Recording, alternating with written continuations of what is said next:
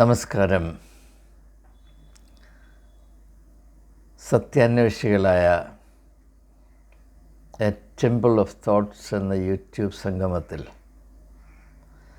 സ്വന്തം വ്യക്തിത്വത്തിൻ്റെ ആധികാരികത അന്വേഷിക്കുവാൻ സന്മനസ്സുള്ള ഏവർക്കും ക്രിസ്തുയേശുവിൽ എൻ്റെ സ്നേഹവന്ദനം. ഈ യൂട്യൂബ് സംഗമം വെറും അറിവുകളെ അന്വേഷിച്ചുള്ള ഒരു യാത്രയല്ല. സത്യമായി പറഞ്ഞാൽ ഇത് നമ്മുടെ ഓരോരുത്തരുടെയും ആധികാരികമായ വ്യക്തിത്വത്തെ അന്വേഷിച്ചിട്ടുള്ള യാത്രയാണ്. അതുകൊണ്ട് തന്നെ ഇത് നമ്മളുടെ ഉള്ളിലേക്കുള്ള ഒരു യാത്രയാണ്. ഇത് ഞാൻ മനസ്സിലാക്കിയത് യേശുവിൽ കൂടെ മാത്രമാണ്. യേശു പറഞ്ഞു, ദൈവരാജ്യം നിങ്ങളുടെ ഉള്ളിലാണ്. അങ്ങനെ ഉള്ളിൽ സ്ഥിതി ചെയ്യുന്ന ഒരു പുതിയ ആകാശം, പുതിയ ഭൂമി കണ്ടെത്തുകയും അതിൻ്റെ ഉത്ഭവങ്ങൾ, ആത്മീയ ഉത്ഭവങ്ങൾ, വലിയ കൊയ്ത്തുകൾ ആർപ്പോടെ പ്രാപിക്കുകയും പങ്കിടുകയും ചെയ്യുന്ന സമാനതയില്ലാത്ത ഒരാത്മീയ സംഗമത്തിലാണ് എത്തിച്ചേരുവാൻ സർവശക്തൻ നമുക്ക് ഇടയാക്കിയതെന്നോർത്ത് നമുക്ക് ദൈവത്തെ സ്തുതിക്കാം. ക്രിസ്തീയ ജീവിതത്തിൽ മാത്രമല്ല, പൊതുവായ മനുഷ്യൻ്റെ ആധ്യാത്മിക ജീവിതത്തിൽ ഭൂരിപക്ഷവും വാക്കുകൾ കൊണ്ട് നിറഞ്ഞിരിക്കുകയാണ്. വാക്കുകളിൽ നിന്ന് അർത്ഥം ചോർന്നു പോയാൽ അത് വെറും ശബ്ദങ്ങളായി പരിണമിക്കും. മനുഷ്യൻ അർത്ഥമന്വേഷിക്കുന്ന ജീവിയാണ്. അതുകൊണ്ട് തന്നെ വാക്കുകൾക്ക് അർത്ഥമില്ലാതെ പോയാൽ, വാക്കുകൾ വെറും ശബ്ദങ്ങളായി പോയാൽ അവൻ ആത്മീകമായ ദാരിദ്ര്യത്തിൽ, പട്ടിണിയിൽ, ക്ഷാമത്തിൽ പെട്ട് നശിച്ചു പോകും. അങ്ങനെയുള്ളൊരു കാലഘട്ടത്തിലാണ് നാം ജീവിക്കുന്നത്. അതുകൊണ്ടാണ് വാക്കുകൾക്കതീതമായ അർത്ഥതലങ്ങൾ അന്വേഷിച്ച് നാം ഒരുമിച്ച് കൈകോർത്ത് പിടിച്ച് ഈ ആത്മീയ തീർത്ഥയാത്രയിൽ സഞ്ചരിക്കുവാൻ തീരുമാനിച്ചു. അതിൻ്റെ ഒരു ഉദാഹരണം എന്ന നിലയിൽ ഒരു പദപ്രയോഗത്തെ പരിശോധിക്കുക എന്നത് മാത്രമാണ് ഈ ചെറിയ വീഡിയോയുടെ ഉദ്ദേശം. നാം എത്രയോ നാളുകളായി പറയുന്നു, സഭ യേശുവിൻ്റെ ശരീരമാകുന്നു. ഈ ഒരു പദപ്രയോഗം ആവർത്തിക്കാത്ത ക്രിസ്ത്യാനി ഉണ്ടോ ഭൂമിയുടെ പരപ്പിൽ എന്നത് സംശയമാണ്. പക്ഷേ അനേക തവണ ആവർത്തിക്കപ്പെടുന്ന ഈ പദപ്രയോഗത്തിൻ്റെ, ഈ ഫ്രേസിൻ്റെ അർത്ഥമെന്ത് എന്ന് തിരിച്ചറിയുവാൻ കൂട്ടാക്കിയ എത്ര പേരുണ്ട് എന്നതും സംശയമാണ്. ഏതായാലും നമുക്ക് ഈ ഒരു ആശയം ഒന്ന് പരിശോധിച്ച് നോക്കാം. അപ്പോൾ ഞാൻ പറയുന്നത് എന്താണ് എന്ന് സ്പഷ്ടമാകും എന്നതാണ് എൻ്റെ പ്രതീക്ഷ. സഭ യേശുവിൻ്റെ ശരീരമാണ്. നാം എല്ലാവരും ആ ശരീരത്തിൻ്റെ അംഗങ്ങളാണ്. ഈ ഒരു ആശയത്തെ നാം എങ്ങനെയാണ് മനസ്സിലാക്കേണ്ടത്? ഇതേതെങ്കിലും വിധത്തിൽ ഈ പദത്തിൻ്റെ അല്ലെങ്കിൽ ഈ ആശയത്തിൻ്റെ അർത്ഥം അനുഭവിക്കുവാൻ നമുക്ക് കഴിഞ്ഞിട്ടുണ്ടോ? അനുഭവിക്കണമെന്ന് നമുക്ക് തോന്നിയിട്ടുണ്ടോ? തോന്നിയെങ്കിൽ ഇതിൻ്റെ അർത്ഥം തീർച്ചയായും അന്വേഷിച്ചിരിക്കും. അർത്ഥം അന്വേഷണത്തിൽ കൂടെ അനുഭവവേദ്യമാകുമ്പോൾ മാത്രമേ അത് നമ്മുടെ വ്യക്തിത്വത്തിൻ്റെ ഭാഗമായി തീരുകയുള്ളൂ. അനുഭവം നമ്മെ അർത്ഥത്തിലേക്കും, അർത്ഥം നമ്മെ അനുഭവങ്ങളുടെ വെളിച്ചത്തിലേക്കും വഴി നടത്തുന്നു. സമയപരിമിതി കൊണ്ട് ഞാൻ ഈ ആശയം കൂടുതലായി വിശദീകരിക്കാൻ താല്പര്യപ്പെടുന്നില്ല. ഇത് നിങ്ങളുടെ ചിന്തിക്കാൻ വിട്ടുതരികയാണ്. നാം യേശുവിൻ്റെ ശരീരത്തിൻ്റെ ഭാഗമാകുന്നു എന്ന് പറയുമ്പോൾ നാം അതിനെ എങ്ങനെയാണ് മനസ്സിലാക്കേണ്ടത്? അതിൻ്റെ അർത്ഥം എന്താണ്? ഇത് മനസ്സിലാക്കണമെങ്കിൽ എൻ്റെ എളിയ അഭിപ്രായത്തിൽ നമുക്ക് വേദപുസ്തകത്തിൻ്റെ ആദ്യ പുസ്തകമായ ഉൽപ്പത്തി പുസ്തകത്തിലേക്ക് പോകേണ്ടി വരും. അതിൻ്റെ 2-ാം അധ്യായത്തിൽ സ്ത്രീ പുരുഷ ബന്ധത്തെപ്പറ്റി വളരെ ശ്രദ്ധേയമായ ഒരു പ്രസ്താവനയുണ്ട്.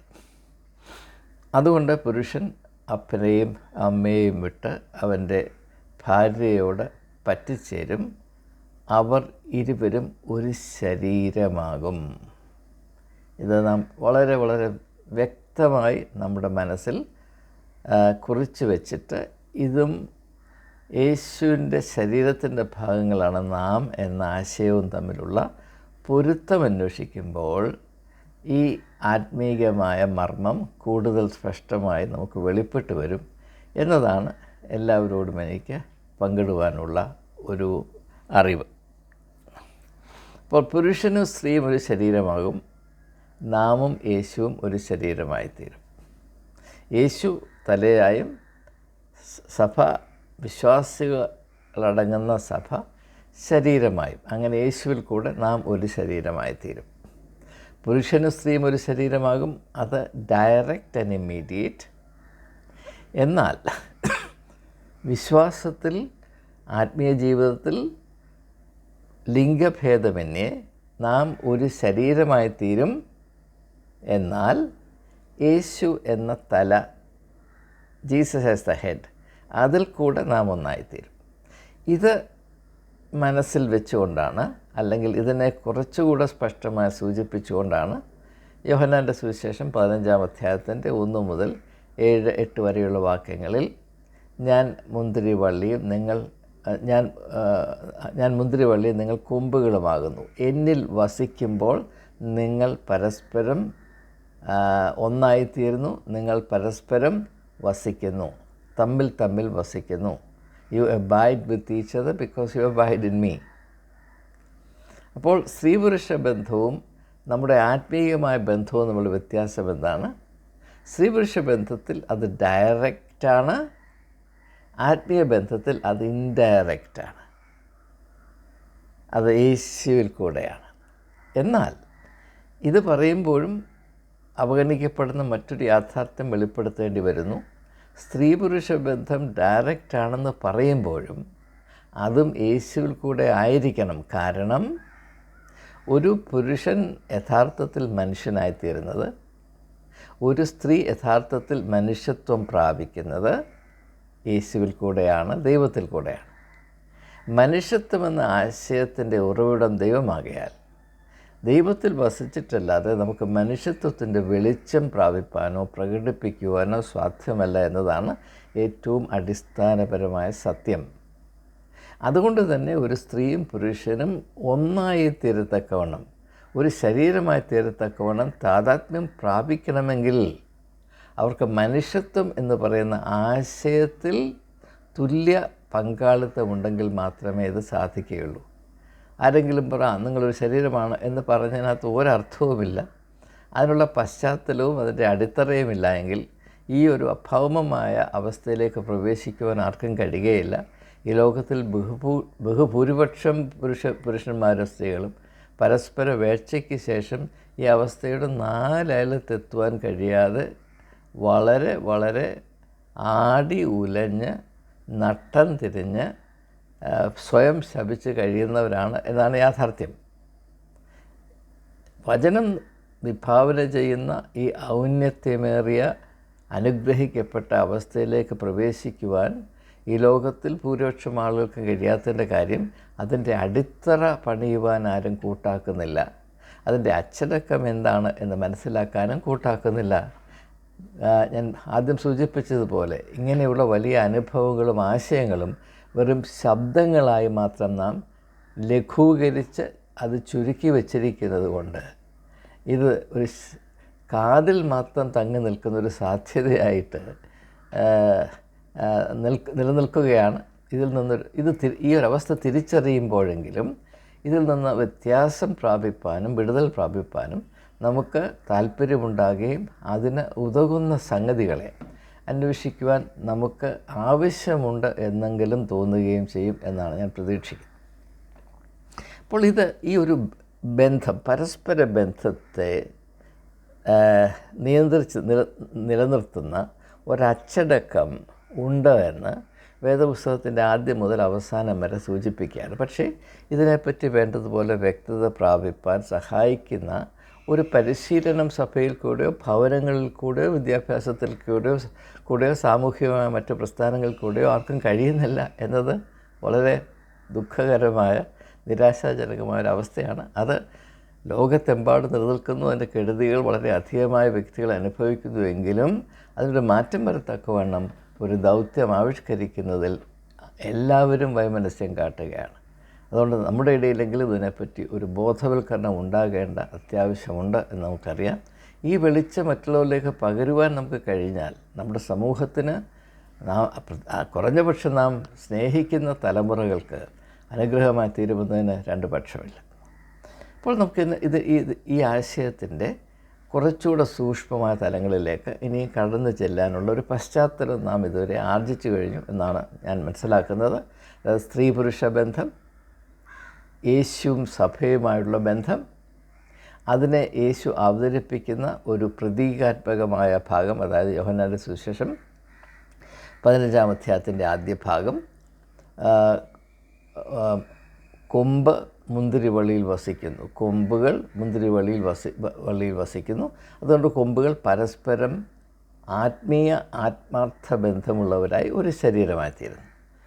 ആ മുന്തിരിവള്ളിയിൽ കൂടെ വിവിധമായ കൊമ്പുകൾ ഒരു ശരീരമായിത്തീരുന്നു. ഈ ഒരു ജൈവ മാതൃകയാണ് യേശു അവതരിപ്പിക്കുന്നത്. ഇത് ജൈവികമായി മാത്രം സാധിക്കുന്ന ഒരു പോസിബിലിറ്റിയാണ്, ഒരു സാധ്യതയാണ് എന്ന് തിരിച്ചറിഞ്ഞേ മതിയാകുകയുള്ളൂ. നാം ഒരു സംഘടന സൃഷ്ടിച്ചതുകൊണ്ട് നാം ഒരിക്കലും ഒരു ശരീരമാകുകയില്ല. നിയമബദ്ധിതമായ ഒരു സംവിധാനമുണ്ടാക്കി അതിനെ സഭയെന്ന് പേര് വിളിച്ചു. അത് സഭയെ അല്ല, യേശുവിൻ്റെ ശരീരമായി തീരുവാൻ പര്യാപ്തമായ ഒന്നും അതിലില്ല എന്നതാണ് പച്ച പരമാർത്ഥം. പക്ഷേ ആ പരമാർത്ഥം തിരിച്ചറിയാതെ വെറും സങ്കല്പങ്ങളുടെ യാഥാർത്ഥ ജീവിതത്തിൽ, അൺറിയൽ വേൾഡ്, നാം ഇങ്ങനെ ഊടാടി നടക്കുകയാണ്. ഒരിക്കലും ഇങ്ങനെയുള്ള കാര്യങ്ങൾ അനുഭവത്തിലെത്തിക്കുവാൻ കഴിയാതെ വണ്ണം അതിന് ഒരിക്കലും ഉതകാത്ത ഒരു സംവിധാനത്തിൽ കെട്ടപ്പെട്ടവരായി നാം കഴിയുകയും ചില വാക്കുകളെടുത്ത് സമ്മാനമാടുകയും ചെയ്യുന്ന ഈ ആത്മീയ ദാരിദ്ര്യത്തിൻ്റെ ക്ഷാമത്തിൻ്റെ അവസ്ഥ ദയവായി തിരിച്ചറിയുക. അതിൽ നിന്നുദ്ഭവിക്കുന്ന പലവിധമായ വ്യാധികളാണ് ഈ കാലങ്ങളിൽ പല സ്കാൻഡൽസായിട്ടും കുറ്റകൃത്യങ്ങളായിട്ടും നമ്മെ ലജ്ജിപ്പിക്കുന്ന അവസ്ഥകളായിട്ടും വെളിയിൽ വന്നുകൊണ്ടിരിക്കുന്നത് എന്നുകൂടെ മനസ്സിലാക്കുക. ക്രിസ്ത്യാനികളിടയിൽ ഒരു ശരീരമാണെന്ന് പറഞ്ഞാലും ഒരു വിധത്തിലുള്ള ഐക്യമില്ല, പരസ്പരമായ കരുതലില്ല, പരസ്പരമായ സഹകരണമില്ല. ഓരോരുത്തരും അവരവരുടെ വഴിക്ക് പോകുന്നു, അവരവരുടെ അജണ്ട മാത്രം കാണുന്നു, അവരുടെ പാരമ്പര്യത്തെ മാത്രം അള്ളിപ്പിടിക്കുന്നു. മറ്റ് സഹവിശ്വാസികൾ ഏതവസ്ഥയിലാകുന്നുവെന്നും അവരുടെ താല്പര്യങ്ങൾ, അവരുടെ ആവശ്യങ്ങൾ എന്താണെന്ന് അല്പം പോലും കരുതാതെ സ്വയത്തിനു വേണ്ടി മാത്രം ജീവിക്കുന്ന അവസ്ഥയിൽ ഞാൻ ക്രിസ്തുവിൻ്റെ ശരീരമാണെന്ന് പറയണമെങ്കിൽ മനഃപൂർവ്വം കള്ളം പറയാനും പറയുന്ന കള്ളത്തിൽ വിശ്വസിക്കുവാനും അഭൂതപൂർവമായൊരു കഴിവുണ്ടെങ്കിൽ മാത്രമേ ഇപ്രകാരമുള്ളൊരു മിഥ്യ ആത്യന്തിക സത്യമാണെന്ന് സ്വയം നടിച്ചും സ്വയത്തെ കബളിപ്പിച്ചും മറ്റുള്ളവരെ ധരിപ്പിച്ചും മറ്റുള്ളവരെ ഈ മൂഢ സ്വർഗത്തിൽ വെച്ചും മുൻപോട്ട് പോകുവാൻ സാധ്യമാകുകയുള്ളൂ. ഇതുകൊണ്ട് വ്യക്തികൾ അനുഭവിക്കുന്ന അരിഷ്ടതയും അപര്യാപ്തതയും വളരെ ഘോരമാണ്. തലമുറകൾ നശിച്ചു പോകും എന്ന വലിയ ഭീതിയും സങ്കടവും കൊണ്ടാണ് ഇങ്ങനെയുള്ള യാഥാർത്ഥ്യങ്ങളുടെ പൊരുൾ നിങ്ങളുമായി പങ്കിടുവാൻ എൻ്റെ ആത്മാവ് ദാഹിക്കുന്നത് എന്നുകൂടെ ഞാൻ ഈ സമയത്ത് സൂചിപ്പിക്കട്ടെ. നമുക്കതിൻ്റെ അർത്ഥം ഇനിയും സ്ത്രീ പുരുഷ ബന്ധം ഒന്ന് പരിശോധിക്കുമ്പോൾ ബാക്കിയുള്ള കാര്യങ്ങൾ കുറച്ചുകൂടെ വ്യക്തമായി മനസ്സിലാകും. ഒരു സ്ത്രീയും പുരുഷനും ഒരു ശരീരമാകുന്നു എന്ന് പറയുമ്പോൾ അതിൻ്റെ അർത്ഥം എന്താണ്? നമുക്കറിയാം, രണ്ട് വ്യത്യസ്തമായ കാര്യങ്ങൾ, വസ്തുക്കൾ അല്ലെങ്കിൽ വ്യക്തികൾ ഒന്നായിത്തീരണമെങ്കിൽ രണ്ടും അതിൻ്റെ അഖണ്ഡത ഉപേക്ഷിച്ച് മറ്റൊരവസ്ഥയിലേക്ക് കടന്നു പോകുവാനുള്ള മനസ്സ് വേണം. അതെന്ന് പറഞ്ഞാൽ സ്ത്രീ പുരുഷൻ രണ്ട് വ്യത്യസ്തമായ ഘടകങ്ങളാണ്, യാതൊരു സംശയവുമില്ല. തികച്ചും വ്യത്യസ്തമായ ഘടകം തന്നെയാണ്. ഇപ്പോൾ മനഃശാസ്ത്രം പറയും എല്ലാ സ്ത്രീയുടെ അകത്തും പുരുഷനുണ്ട്, എല്ലാ പുരുഷൻ്റെ അകത്തും സ്ത്രീയുണ്ട്. പക്ഷേ സ്ത്രീ സ്ത്രീയാണ്, പുരുഷൻ പുരുഷനാണ്. ഇവർ വളരെ വ്യത്യാസമുള്ളവരാണ്. ഒരു വാസ്തവത്തിൽ പരസ്പര വിരുദ്ധമായ തത്വങ്ങളാണ്. പരസ്പരം വിരുദ്ധമായതുകൊണ്ടാണ് പരസ്പരം ഒന്നായി തീരാൻ സാധിക്കുന്നത്. ഈ ഒരു മർമ്മം മനസ്സിലാക്കുക. പരസ്പരം വിരുദ്ധമായതുകൊണ്ടാണ് അവയ്ക്ക് ഒന്നായി തീരാൻ സാധിക്കുന്നത്. ഇപ്പം ഒരു വൈരുദ്ധ്യവുമില്ലാത്തത് ഒന്നായി എന്ന് പറയാനൊക്കത്തില്ല, അതൊന്നാണ്. ഇപ്പോൾ ഞാനും കൂടെ ചേർന്നു എന്ന് പറഞ്ഞാൽ അത് ഒന്നായി തീർന്നു എന്ന് പറയില്ല, അതൊന്നാണ്. അപ്പോൾ ഒന്നായി തീരുന്നു എന്ന് പറയുമ്പോൾ പരസ്പരം തികച്ചും വ്യത്യസ്തമായ ഘടകം അതിൻ്റെ വ്യത്യസ്തതയെന്ന് പറയുന്ന ഈ ഭിത്തിയെ, ഈ മതിലിനെ ഭേദിച്ച് മറ്റൊരു തട്ടത്തിലേക്ക് ഉയർത്തപ്പെട്ട ഒന്നായി തീർന്നു.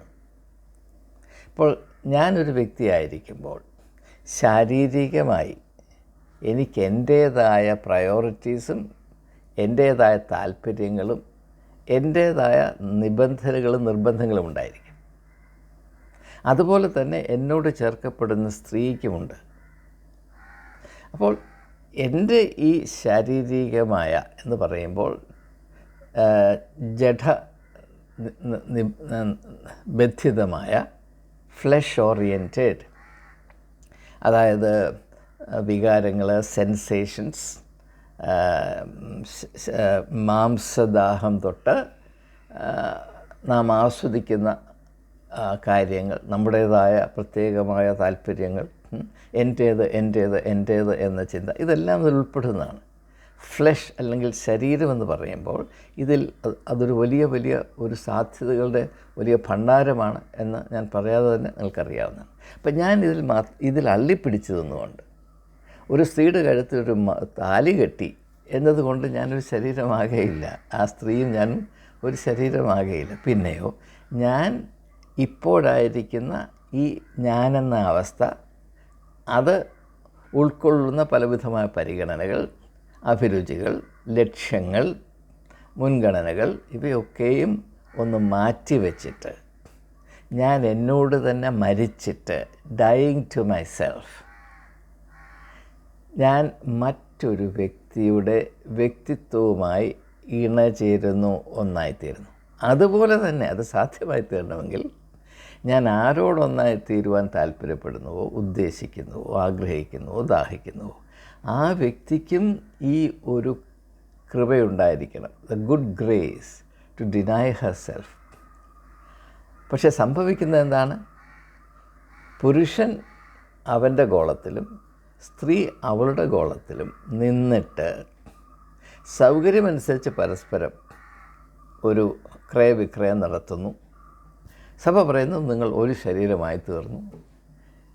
ഇത് എന്താണെന്ന് പോലും അല്പം പോലും ചിന്തിക്കുകയോ അന്വേഷിക്കുകയോ ചെയ്യാതെ വാക്കുകളെടുത്ത് അമ്മാനമാടുന്ന പരിപാടി മാത്രമാണ് ഇത്. സത്യത്തോട് അല്പമെങ്കിലും ബഹുമാനമുള്ളവർക്ക് ഉച്ചരിക്കാൻ പോലും പറ്റാത്ത പരിപാടിയാണ് എന്നാരും മനസ്സിലാക്കുന്നില്ല. കാരണം എല്ലാം ആചാരമാണ്. വിവാഹമാകുമ്പോൾ ഇത് പറയണം, സ്ത്രീയും പുരുഷനും ഇതാ ഒന്നായിരിക്കുന്നു, ദൈവം കൂട്ടിച്ചേർത്തതിനെ ആരും രണ്ടാക്കരുത് എന്നൊക്കെ പറഞ്ഞു പോവുകയല്ലാതെ ഇതിനകത്ത് എന്തെങ്കിലും കടുകളൊക്കെ ഉണ്ടോ എന്നാരും ചിന്തിക്കുന്നില്ല. എനിക്ക് അത്ഭുതമാണ് വാസ്തവത്തിൽ.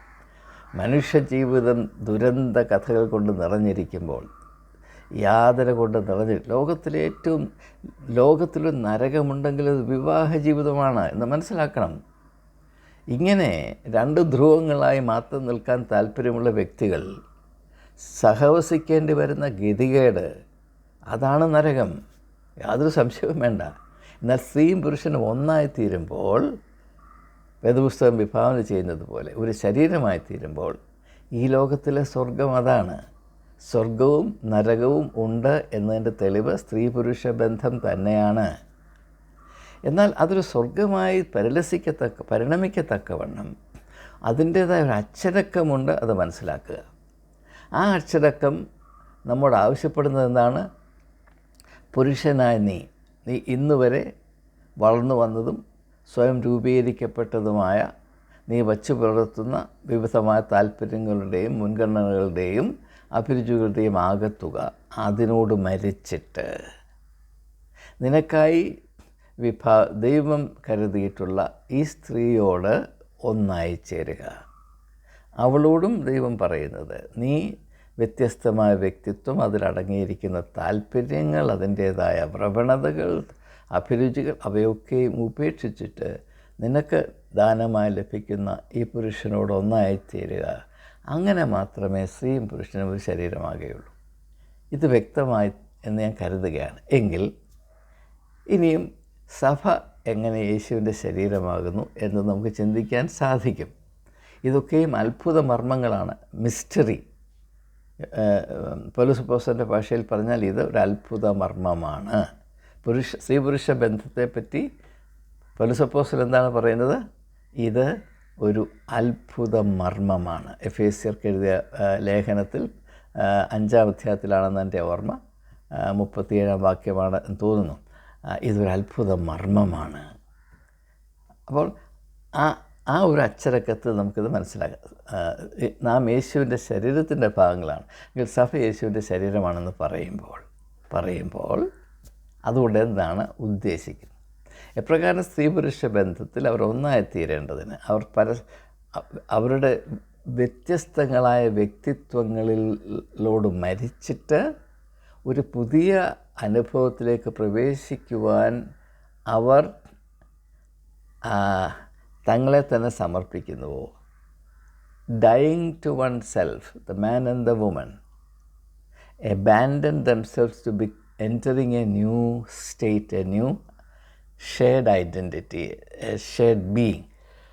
അതുപോലെ തന്നെ നാം ഓരോരുത്തരും നമ്മളുടേതായ ഞാനെന്ന ഭാവം, ദൈവത്തോടുള്ള നമ്മുടെ ബന്ധത്തിൽ നാം വെച്ചു പുലർത്തുന്ന സ്വാർത്ഥത, ദൈവം എൻ്റെ കളിപ്പാവയാണ്. ഇപ്പം വിവാഹത്തിൽ കൂടെ പുരുഷൻ എന്താണ് പറയുന്നത്? എനിക്കൊരു കളിപ്പാവ കിട്ടി. സ്ത്രീ എന്താണ് പറയുന്നത്? എനിക്ക് എൻ്റെ സംരക്ഷണത്തിനൊരു പരിച കിട്ടി. ഇത് രണ്ടും ഉപകരണമാണ്, പരസ്പരം നിങ്ങൾ ഉപയോഗിക്കുകയാണ്. ആ ഒരു മനോഭാവത്തിൽ ഒരിക്കലും സ്ത്രീയും പുരുഷനും ഒന്നായിത്തീരുകയില്ല.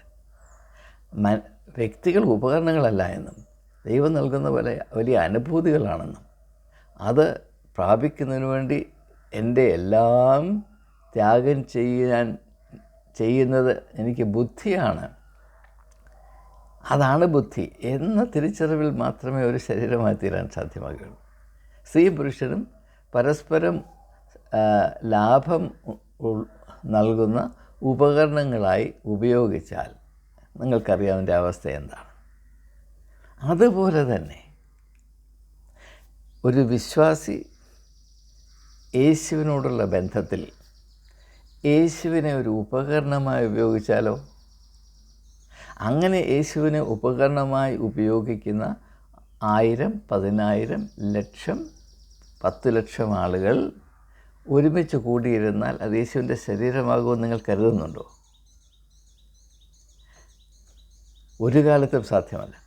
അത് യേശുവിൻ്റെ ശരീരമാണെന്ന് പറയുന്നതിനേക്കാൾ വലിയ എമണ്ടൻ എന്താ പറയുന്നത്, അസത്യം, അതിനേക്കാൾ വലിയ ഭീകരമായ അസത്യം ലോകത്തിൽ സാധ്യമല്ല. അപ്പോൾ ചെറുപ്പം മുതലേ നമുക്ക് നൽകപ്പെടുന്ന മതപരമായ ദർശനം എന്താണ്? ദൈവത്തോട് നാം എങ്ങനെയാണ് ബന്ധപ്പെടേണ്ടത്? എന്തിനു വേണ്ടിയാണ് ബന്ധപ്പെടേണ്ടത്? സ്വാർത്ഥ താല്പര്യത്തിന് വേണ്ടി മാത്രം. ചെറുപ്പം മുതലേ പറയും, പ്രാർത്ഥിച്ചില്ലെങ്കിൽ ദൈവം കോപിക്കും. ദൈവം കോപിച്ചാൽ അസുഖം വരും, അല്ലെങ്കിൽ നഷ്ടം വരും. അപ്പം ദൈവത്തെ പ്രീതിപ്പെടുത്തിയാൽ നല്ല മാർക്ക് കിട്ടും, അല്ലെങ്കിൽ ജോലി കിട്ടും, പെൺപിള്ളേരോട് പറയും നല്ല ഭർത്താക്കന്മാരെ കിട്ടും. അപ്പോൾ ഇത് മുഴുവനും സ്വാർത്ഥ താല്പര്യം മാത്രമാണ്. നമ്മുടെ പ്രാർത്ഥന, നമ്മുടെ ആരാധന, മതപരമായ എല്ലാ പ്രവർത്തനങ്ങളും സ്വാർത്ഥത കൊണ്ട് മാത്രം നിലനിൽക്കുന്നതാണെന്നൊരു വല്ല സംശയമാണ്. പിന്നെ അതിൻ്റെ പുറകിൽ ഞാനെന്ന ഭാവം, ഈഗോ, കളക്റ്റീവ് ഈഗോ. ഇതാണ് ഞാൻ മാർത്തോമാക്കാരനാണ്, മതിലേ കളിച്ച മാർത്തോമാക്കാരനാണ്. അപ്പോൾ അതിനപ്പുറത്ത് പറയും, നീ മാർത്തോമാക്കാരനാണ്, ഞാൻ ഓർത്തഡോക്സുകാരനാണ്, ഞങ്ങളുടെ അപ്പൻ്റെ പൈതൃകം കൊണ്ടാണ് നീ അങ്ങോട്ട് പോയത്. അങ്ങനെ കൊമ്പ് കളിക്കേണ്ട എന്നങ്ങോട്ട് പറയും. മനസ്സിലായോ?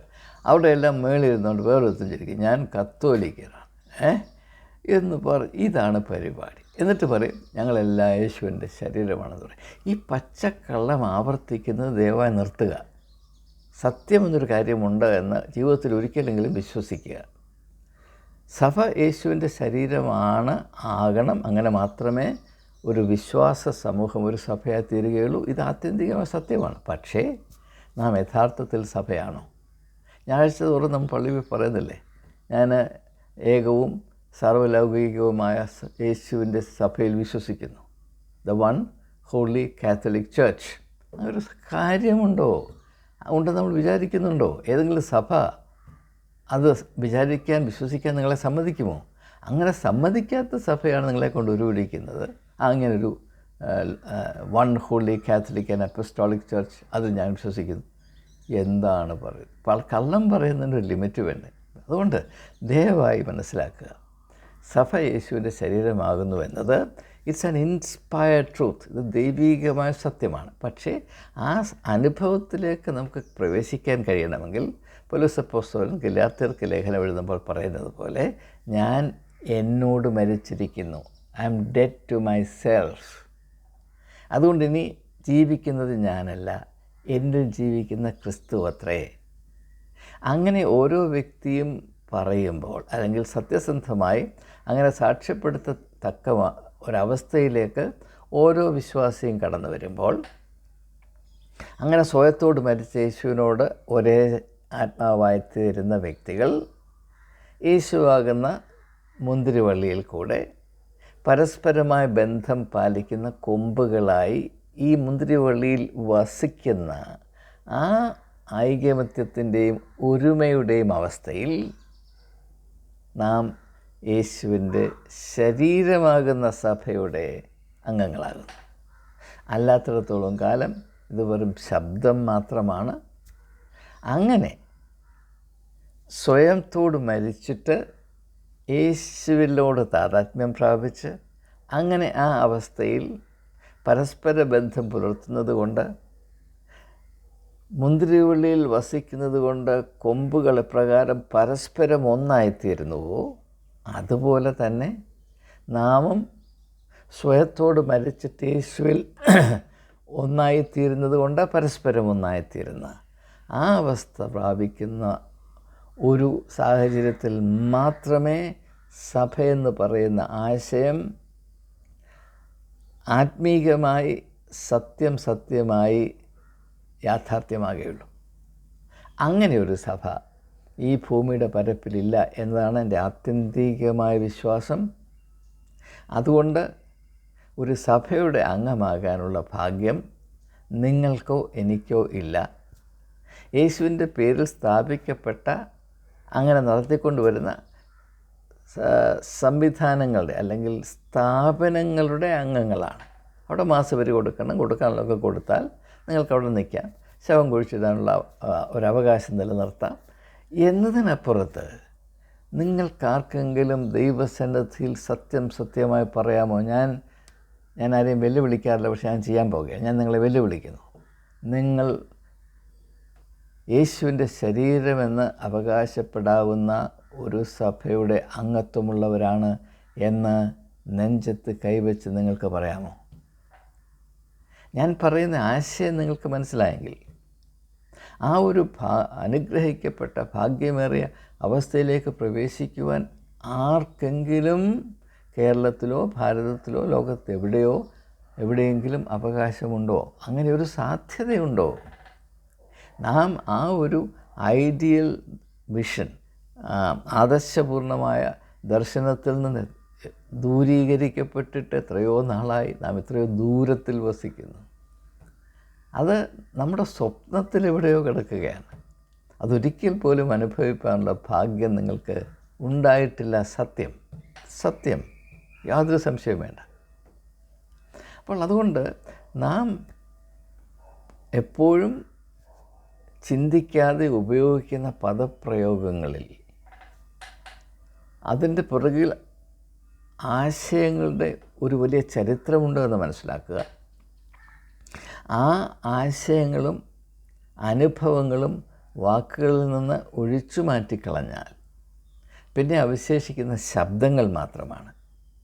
അതിനെ മനസ്സിൽ വെച്ചുകൊണ്ടാണ് അപ്പോസ്തലൻ പൗലോസ് കൊരിന്ത്യർക്ക് എഴുതിയ ലേഖനം 13-ാം അധ്യായത്തിൽ പറയുന്നത്, ഞാൻ ചിലമ്പുന്ന കൈത്താളം മാത്രമാണ്. Sounding brass and tinkling cymbal. വെറും ശബ്ദം മാത്രമാണ്. അനുഭവം ഒന്നുമില്ല, അർത്ഥവുമില്ല, അനുഭവമില്ല, വെറും ശബ്ദം.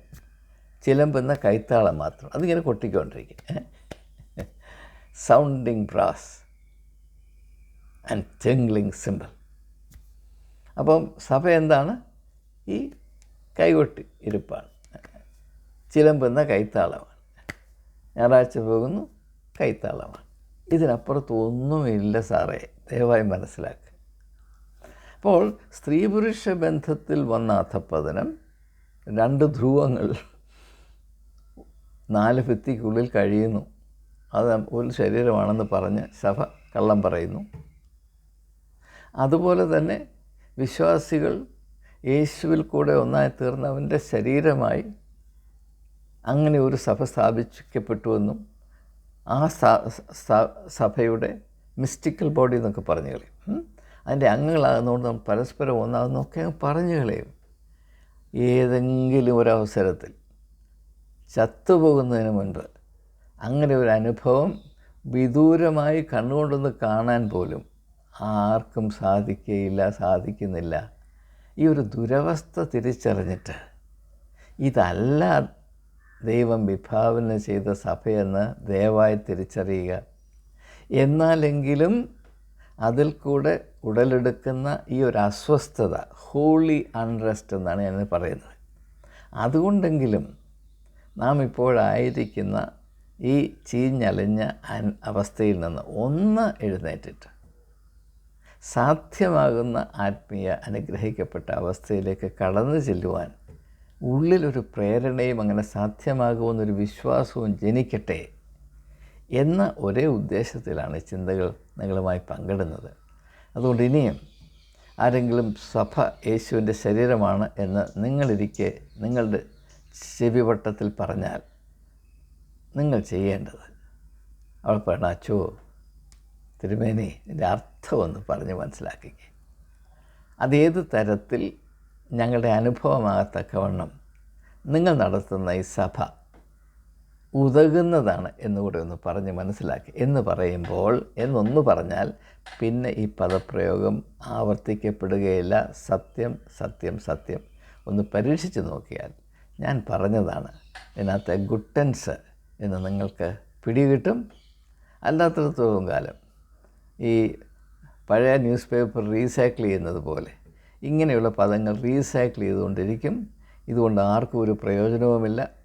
മതത്തിൻ്റെ പ്രസ്ഥാനം വർദ്ധിച്ചു വരുന്തോറും, അതിൻ്റെ പ്രവർത്തനങ്ങൾ കൂടിക്കൂടി വരുന്തോറും വ്യക്തികളുടെ ആത്മീയമായ ദാരിദ്ര്യവും പട്ടിണിയും വിശപ്പും വർദ്ധിച്ചുകൊണ്ടേയിരിക്കും.